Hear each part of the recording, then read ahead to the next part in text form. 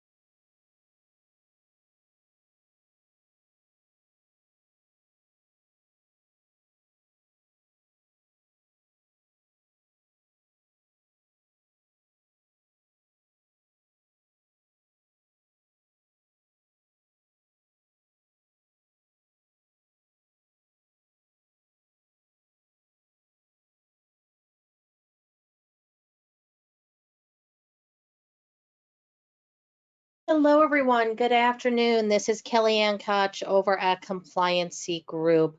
Happy Wednesday once again, and thank you all so much for joining us on our webinar today, where we will cover how to become HIPAA compliant. The webinar is going to start on time today, which is 2 o'clock Eastern, 1 o'clock Central, 12 noon Mountain, and 11 a.m. Pacific time. Now, copies of the webinar would be available afterwards. If you need a copy, simply email us and let us know. I'm going to do some housekeeping here on the webinar, and I want to be cognizant of everyone's time as well. We will not go over the hour. I absolutely promise. Nobody wants to talk about HIPAA all day long, that's for sure. So just to let you know, your microphones are muted. You will not be able to speak with me during the webinar directly, but I do encourage and I ask for questions throughout. So if you have questions, definitely feel free to type them into the question box and we will get to as many questions as possible after the webinar is completed. Start typing them in now if you want. I'll try to get to some throughout as well. Also, we're going to have a question from us here at Compliancy Group at the end of the webinar today. It's literally just one question. It will take a whole 5 seconds. So if you would be kind enough to answer that question once the webinar is completed, that will help us greatly so that we can bring you guys the best content possible. Now, I know we have a bunch of different people on the webinar today from all over the country. We really, truly appreciate that. And we're going to cover a lot of information today as well. So let's get started. Once again, the topic today is how to become HIPAA compliant. And who gives me the right to talk about that kind of subject? Well, once again, my name is Kelly, and I am a senior account manager here at Compliancy Group. I'm also the director of dental relations. So if we have any of our dentists or dental companies here on the webinar, hello to all of you. We've been in business since 2005, just to give you guys a general background on what we do here. Compliancy Group was founded back in 2005. And before we started doing this HIPAA thing, we were actually large-scale HIPAA auditors. So we would go around the country and work face-to-face with these big, huge conglomerates. And as we were doing so, we kept on receiving phone calls and emails from smaller to mid-sized businesses. They needed to be HIPAA compliant, and they really weren't sure exactly what HIPAA was, and they needed some type of leave behind tool. They needed something to help them maintain their compliance year after year after year. So we shifted gears completely, and now the majority of our clients are small businesses. Think of a single location doctor's office or a single location dental practice or eye doctor, or think of a smaller billing company or IT company or somebody that has developed an app that lives in the cloud in the land of SaaS, as we say. You see both sides of that fence. If they're in the healthcare space and have access to PHI, protected health information, then they must be HIPAA compliant. And here at Compliancy Group, we do help both ends equally.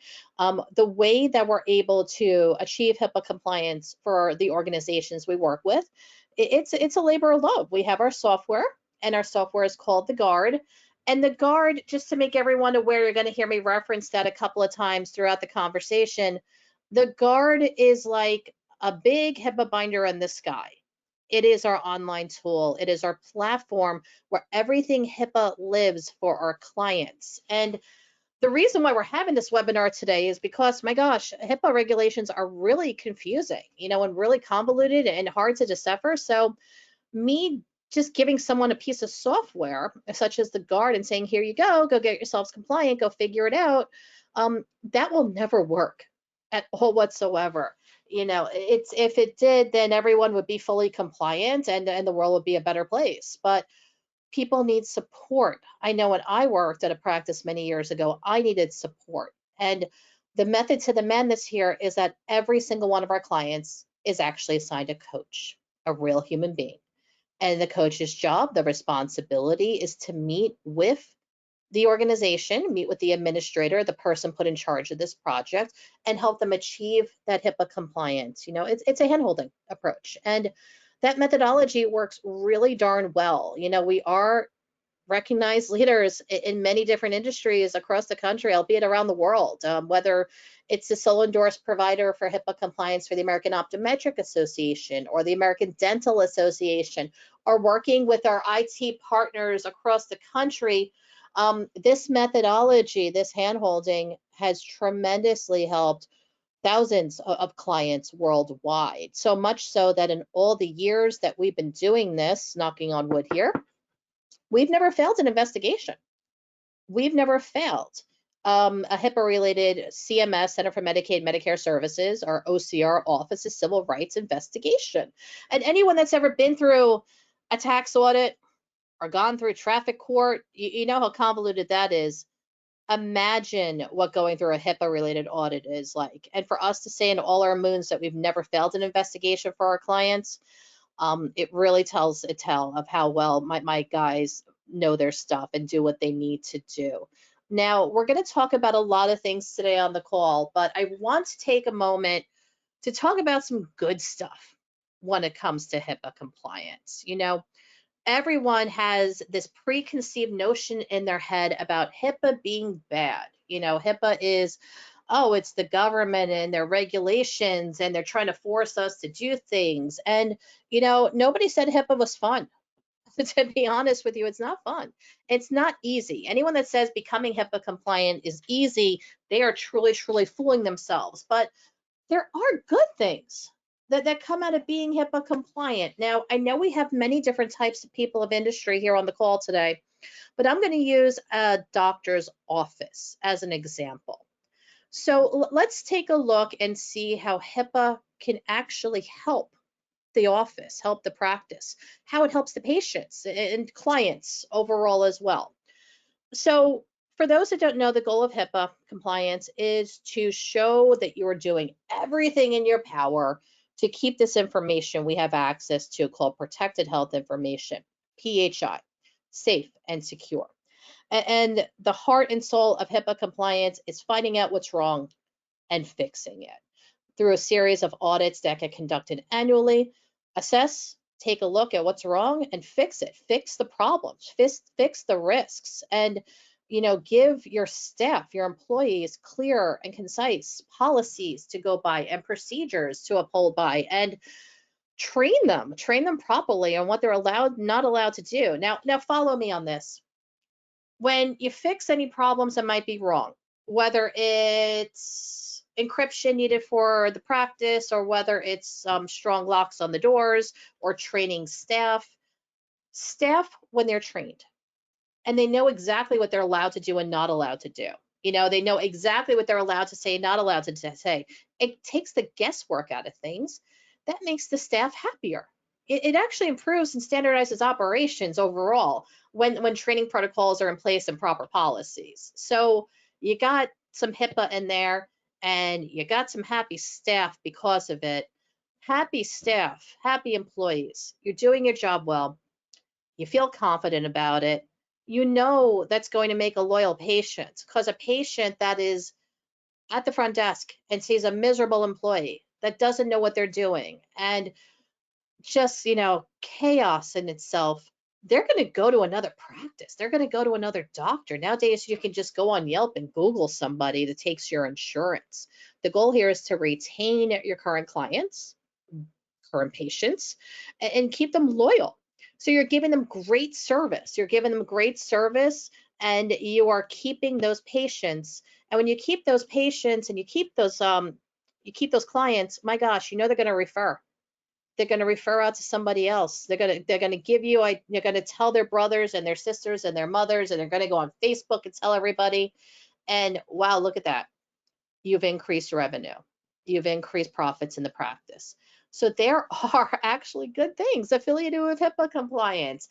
Can it increase your practice's value? Can it increase profit overall? It can. Yeah, absolutely. And it's nice to have some good things affiliated with these cumbersome set of regulations. But with the good, you're going to have some bad. And what happens is people see on the news and they read on social media all these things associated with HIPAA. And the bad news about this is they're not wrong.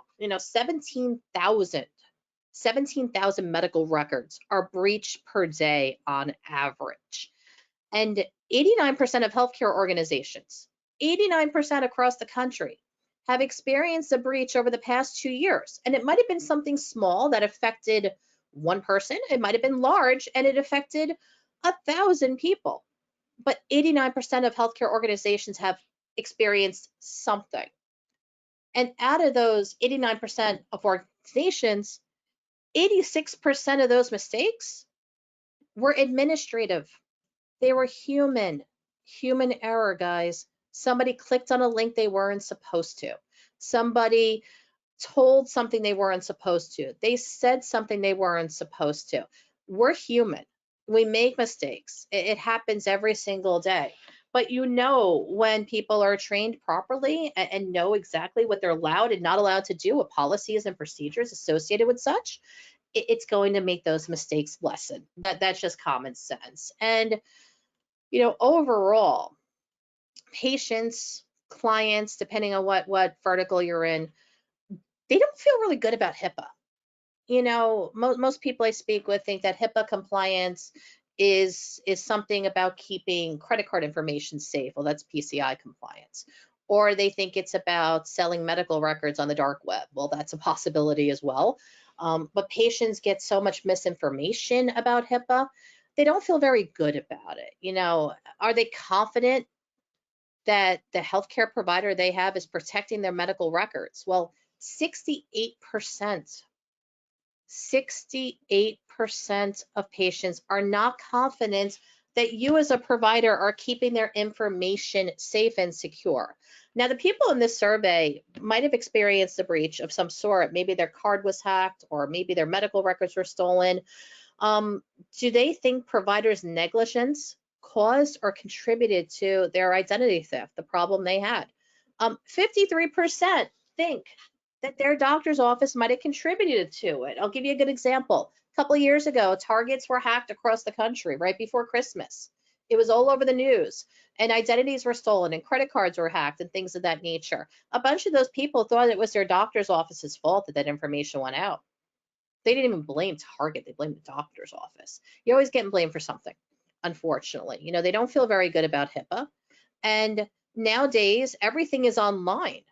You know, everything is online and in the cloud. So they're reading things about HIPAA. They're watching things online on YouTube, and TikTok, and gosh knows where else. You know, this is the technology that's in place. This is the world we live in. And technology is so very important to help run businesses nowadays. So much so that patients, clients, they crave it. They want technology. They want more access to their medical records, and they want more access to their practice as a whole. A recent study, people were asked different things, you know, how practices can improve. 64% of the people surveyed would like to schedule their appointments online. 64%, 2/3. What a great service to have. It definitely, you know, clears up the phone lines, that's for sure, and makes it so that the staff has more time to treat versus being on the phone scheduling appointments. Now, out of those people surveyed, 61% say digital services are important when choosing a physician. So let's think about this. We had an insurance change and I have to pick out new doctors. And people are Googling and they're going on Yelp reviews and they're going on Facebook moms pages looking, you know, who should I go to for my general practitioner? Who should I go to for dentists, for cardiology, so on and so forth. 61% of those people seeking out a new physician think that digital services such as online scheduling, online portals, payment options, things of that nature are important. Out of the people surveyed, 62% of patients want to communicate with providers via email. They don't want to call into the office. They might not have time to call into the office, or they might be in an off hour and they have an idea in their head. They have a question. Okay, so they are going to email.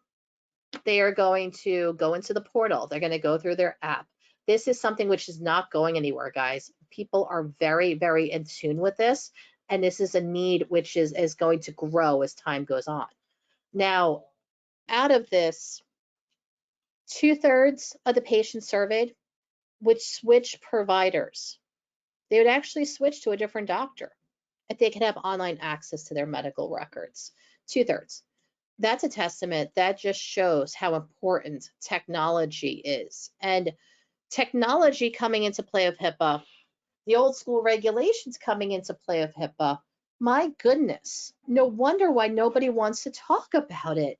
It is so confusing. It is so convoluted. There are so many misunderstandings when it comes to HIPAA. You know, you talk about your technology, and maybe you're lucky enough to have an IT guy, or you are an IT guy. Maybe you're a managed service provider. And a lot of times people say to me, I have very good technology in place, security. So that means I'm HIPAA compliant, right?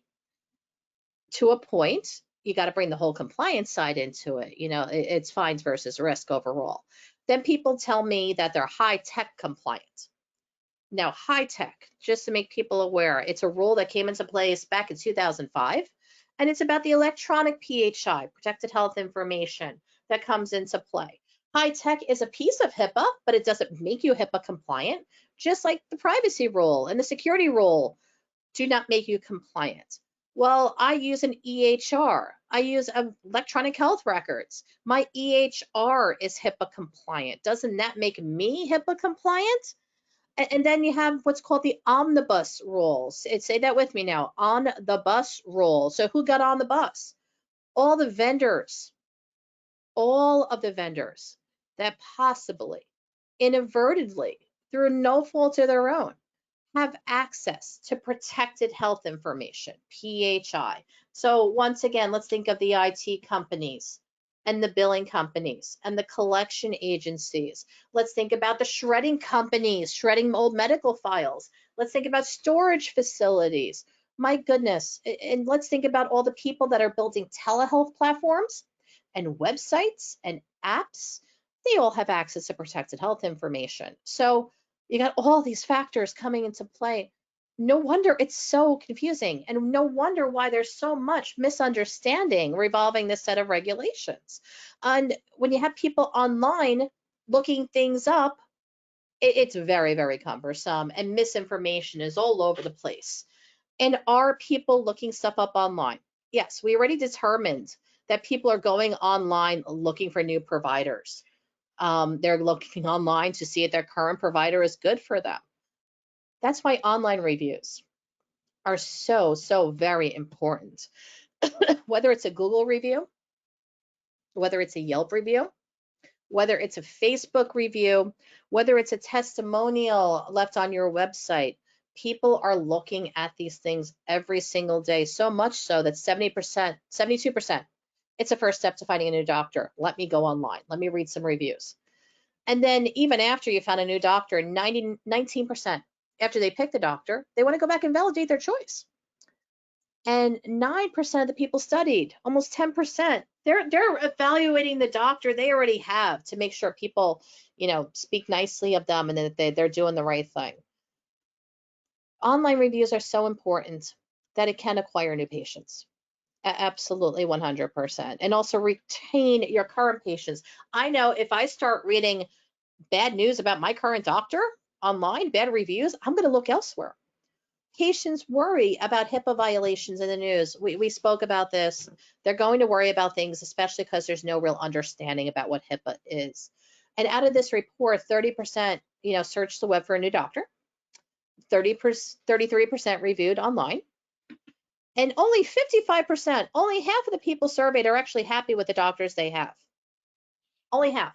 So are they searching for a new doctor? Are they looking somewhere else? If you weren't happy with the pizzeria you went to, the pizza place, would you look for a new one? Nowadays, people are doing that with doctors overall. If they're not satisfied with anything, they're moving on. So are you HIPAA compliant?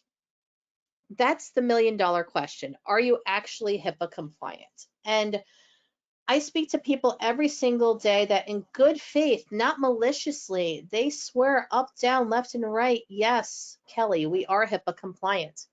Absolutely. I have a question popping into the chat. I just want to answer this briefly. We are a small provider, single location, 1 doctor, 5 office staff. Because we are so small, do we have to be HIPAA compliant? Yes, 100%. Absolutely. It doesn't matter if you're a one-man shop. It doesn't matter if you're a single location practice. It doesn't matter if you're a startup. It doesn't matter if you're nonprofit. It doesn't matter if you're the biggest conglomerate in the country. Everyone has to follow these regulations. I have another question coming into the chat. How long does it take to become HIPAA compliant? We will discuss that momentarily. That's a great question. Also just depends on the size of your organization. Now, people ask me all the time, what does it take to become HIPAA compliant? Because I think I am. I think I'm HIPAA compliant. Well, first off, who needs to be HIPAA compliant?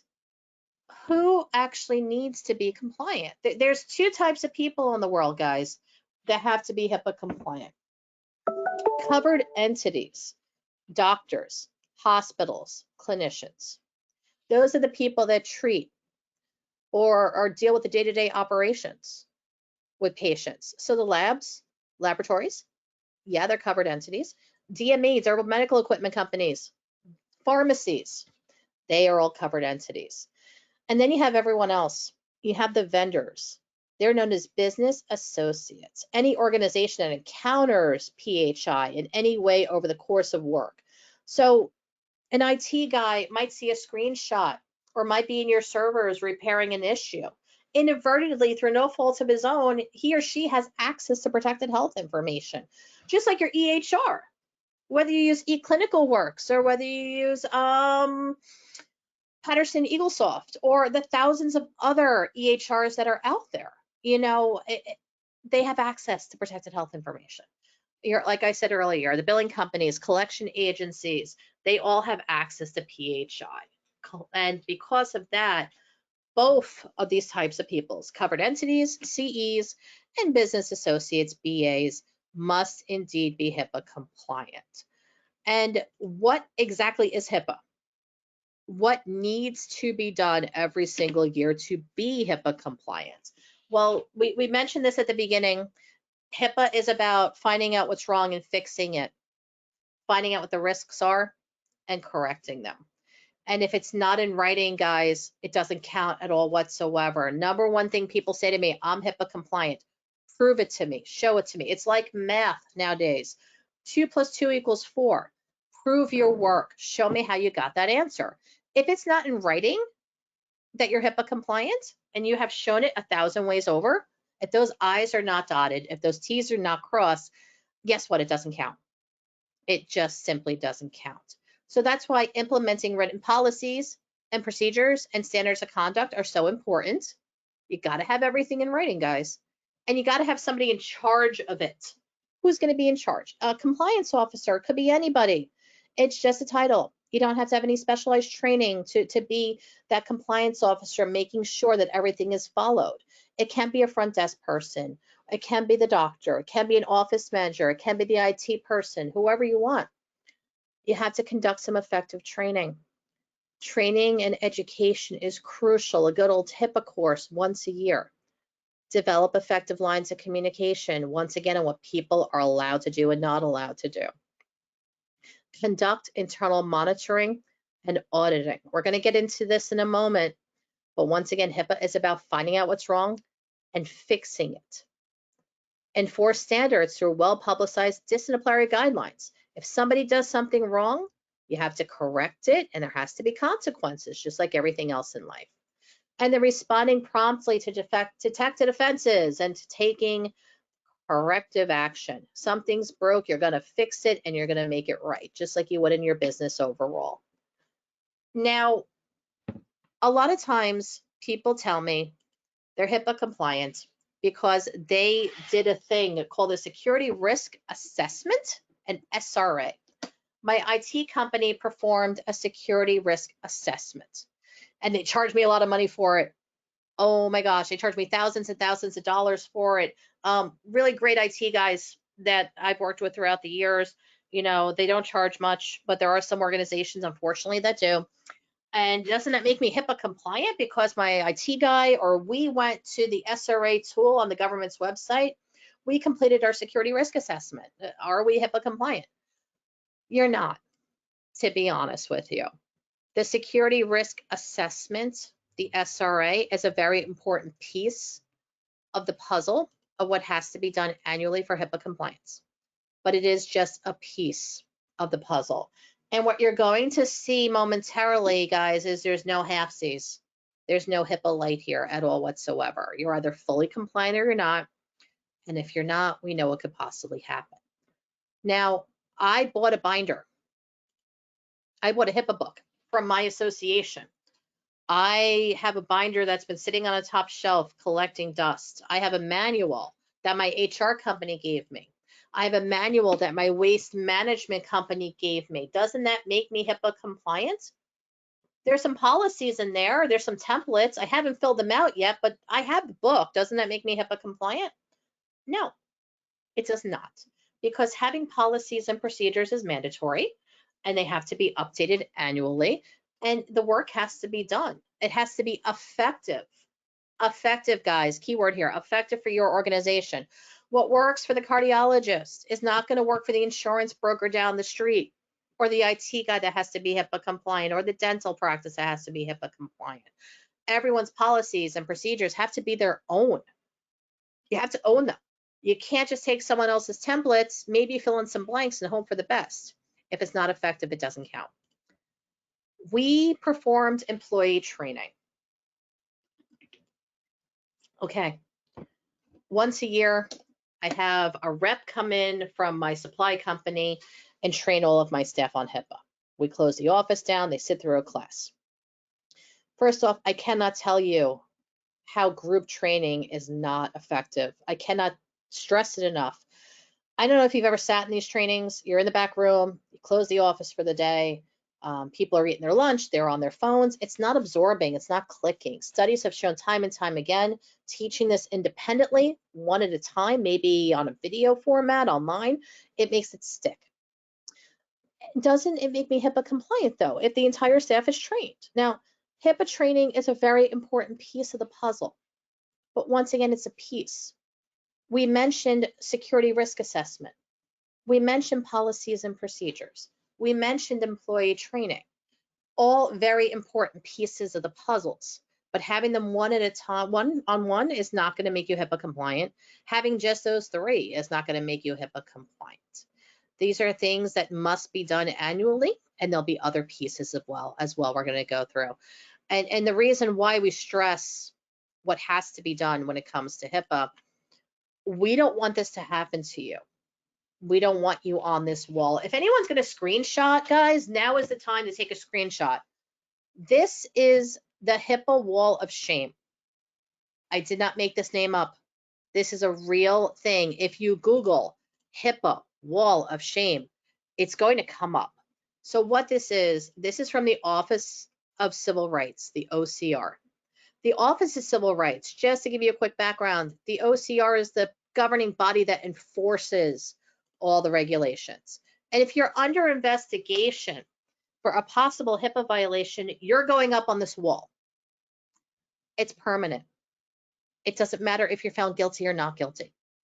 You're on there forever. If somebody Google searches your organization, your practice, for example, this might come up. You could even go on the HIPAA wall of shame, and you can go into the advanced search and search by your zip code, search by your state, search by your specialty. You could search by the type of breach that happened. This is a permanent record. An online reputation, guys, is just as important as in-person reputation nowadays. Honestly, you don't want to wind up here because it can ruin your business. These poor people wound up on the HIPAA wall of shame. This was actually last year. 5 fines went out all in one day. So these are all small practices, offices, institutions. These are all small, guys. All single location. Housing Works is a nonprofit based out of New York. King MD is a single location doctor's office. Y Psychiatry, single practitioner. They all got hit with the same exact HIPAA violation. Right of access law. Patients were not able to get a copy of their medical records. They were not able to get a copy of their medical records in a timely manner. They were reported and they received fines because of it. Oh, my insurance I pay insurance. I pay a lot of money for insurance every year.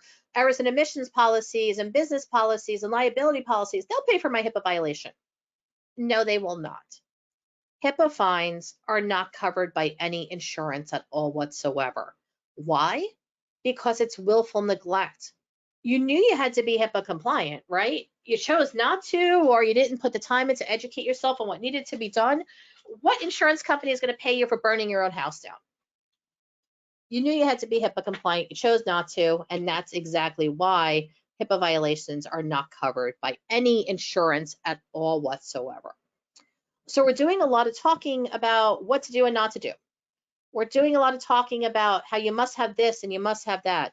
Let's talk about what needs to be done. Let's get to the nitty gritty here, or more so what you do not do. We talked a moment before about that security risk assessment. We talked a moment ago about the policies and procedures. We talked a moment ago about training your staff. Do you see how it's all bits and pieces of the puzzle? There's pieces missing. There is no halfsies when it comes to this stuff. You're either fully HIPAA compliant or you're not. And if you're not, we understand now at this point, because it happens every single day, that there is a possibility that you will receive a corrective action plan from the US government or the State Attorney General's office. Hey, guess what, guys? It's not just national anymore. State Attorney Generals in all 50 states have the right to investigate HIPAA. And if you are an organization that works with any type of state-funded or federally funded insurance program, such as Medicare, Medicare Advantage, Medicaid, or whatever your state calls it, Health First, Medi-Cal, so on and so forth. CMS, the Center for Medicaid, Medicare Services, they have the right to investigate HIPAA as well. So depending on what type of organization you're in, 3 different governing agencies, 3, could be looking at your stuff. It's not worth it doing just bits and pieces. If you're going to do bits and pieces of the regulation, don't bother doing anything at all.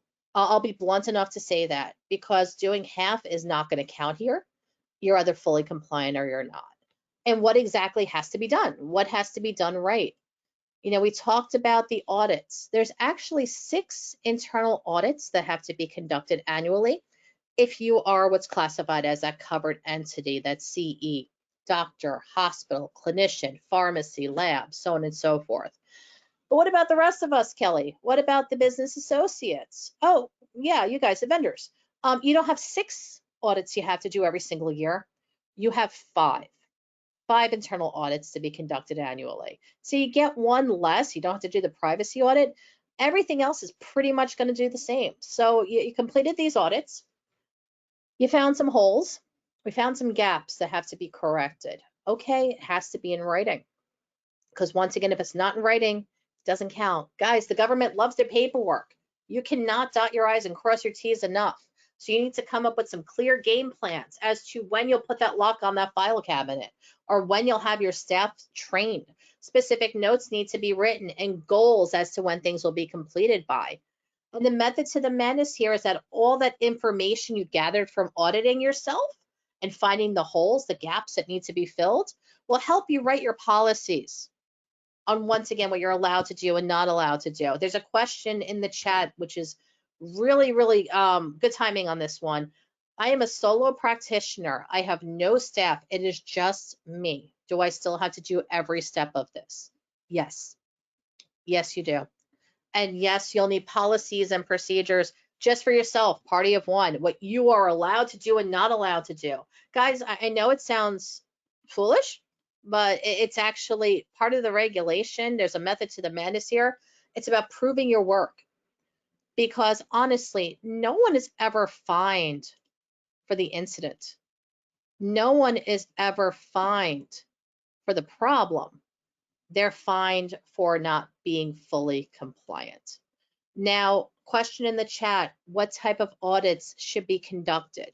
There are 6 required audits: privacy audit, security audit, security risk assessment, that's SRA, physical site audit, high tech audit, and also the asset device audit. All 6 have to be done every single year. People are asking about copies of the recording in chat as well. Yes, you can get a copy of this after it's done. We will get that copy to you. Not a problem at all. So we have right now 3 steps that need to be taken annually to be HIPAA compliant. The 4th, employee training. Once a year, everybody gets trained. I don't care if you're the CEO. I don't care if you're the biggest conglomerate in the country or you're a one-man shop. Everyone gets that training. And now the newest portion of HIPAA we're going to discuss are business associate agreements, BAAs. Okay, so what the heck is a business associate agreement? A business associate agreement is a one-pager between you and a vendor, or between you as a vendor and your client, the covered entity.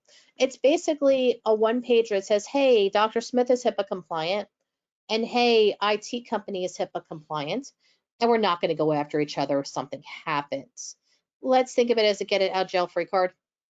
Honestly, a get out jail free card that's going to cover you. And don't sign those business associate agreements unless you are indeed compliant. If you sign them and you're not, that's willful neglect. Willful neglect, automatic failure. You're going to get a fine. Don't sign it unless you can swear up, down, left, and right that you are indeed compliant. And the last piece of the puzzle, guys, because if you see it's a puzzle, we're going in order here. Incident management. Incident managing a problem. We had an issue. Okay, we're going to fix it. No problem. Nowadays, you even have to have a plan in place ready to go in case there's an incident that occurs. Like you're having fire drills, you got to have like a HIPAA plan in place, do some HIPAA drills in the office so you know exactly what to do if something occurs. So those are the 6 steps on what needs to be done in order to be HIPAA compliant. And there are benefits, guys. There's so many benefits of becoming HIPAA compliant.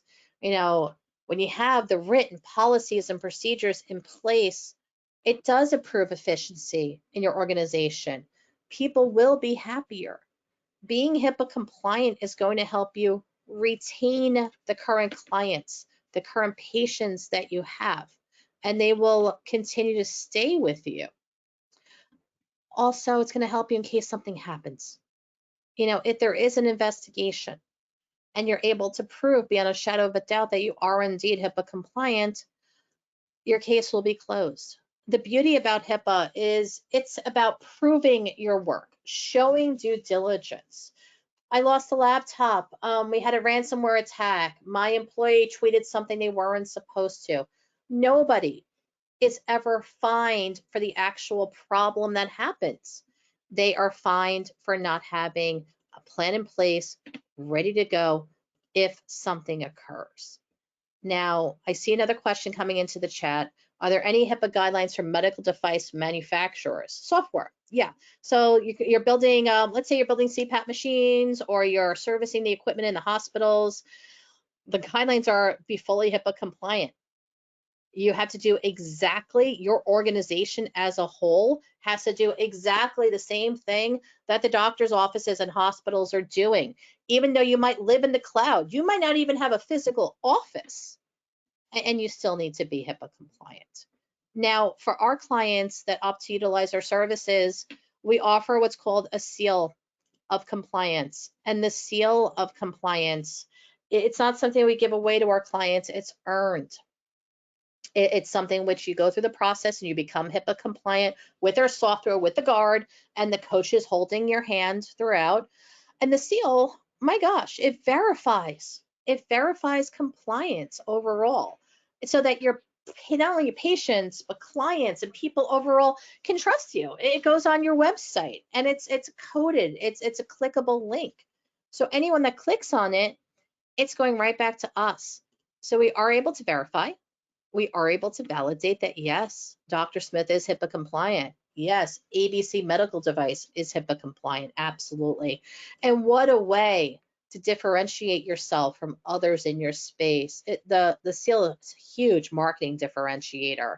I know for me personally, if I'm looking for a new service and I see a seal that says HIPAA verified on that site, I'm going to go with them versus the guy down the street that doesn't have it. And yeah, it actually can increase your profits. It increases your sales because loyal clients, loyal patients will stay with you because they know that you're doing the right thing. And newer patients, newer clients will come to you because you're doing the right thing. Are the changes coming in the HIPAA final rule in October substantial? No, they're not. That's a great question. There's a lot of rules that are being changed on the HIPAA side of things, OSHA as well. There's a lot of confusion about that. Privacy and security are going to be upgraded, and you're going to see changes throughout the years as well. But it's still an old school, guys. This is an old school set of regulations. It's very archaic, to say the least. This is all about proving your work. If you can prove it, then you're going to be perfectly fine. Now, what I'm going to do is I'm going to post my information up on the screen specifically. That way, if you have any questions that you would like to speak about privately, please, please, please feel free to shoot me an email, give us a call, go to our website, request further information. It is completely complimentary to speak with one of our subject matter experts and get an education. Heck, for lack of a better word, evaluate with them. You might think you're HIPAA. The very first question that came into our chat was, I think I am HIPAA compliant. Awesome. So maybe you want to speak with somebody here at Compliancy Group, myself or one of my team members, so that we can make sure that all those I's are dotted and all those T's are crossed and make sure you are indeed HIPAA compliant. Finally, once again, there's going to be one little question that's going to pop up right now on your screens. Please take a moment to answer that question. It will help us improve our webinars for the future. And remember, guys, no silly questions. It's HIPAA compliant. So please reach out to us anytime. That's exactly what we're here for.